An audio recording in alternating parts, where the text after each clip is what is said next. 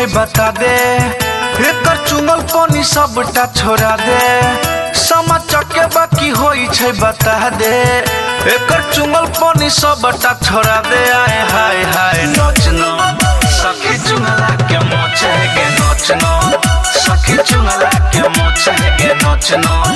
सखी चुंगला के Recording by Yadav Studio, Janakpur Dham, Nepal. DJ Om Shankar, Parsa Harbhinda. केहन करे ई करम गे लागे न एकरा शरम गे चुंगली करते दिन काटे छई बारा बेशरम गे करे ई केहन करम गे लागे न एकरा शरम गे चुंगली करत दिन काटे छई बारा बेशरम गे मिली जुली मुँह कान झौस दे कर खा चुन देहिया में औस दे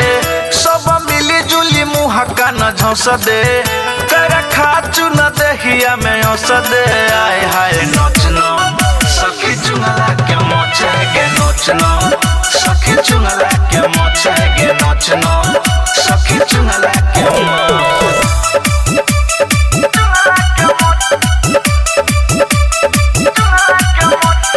DJ Om Shankar,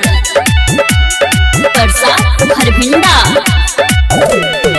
ननद भौजाई के लड़ाबै छै सामा बहन के सताबै छै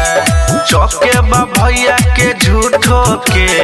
जाके ई सब कुछ बताबै छै ननद भौजाई के लड़ाबै छै सामा बहन के सताबै छै चौके बा भैया के झूठो के जाके ई सब कुछ बताबै छै सिर हाली राजीव साथे हग पवन पुरवैया के बोला ले संतोष सिर हाली राजीव साथे हग पवन पुरवैया के बोला ले आए हाय हाय नोचनो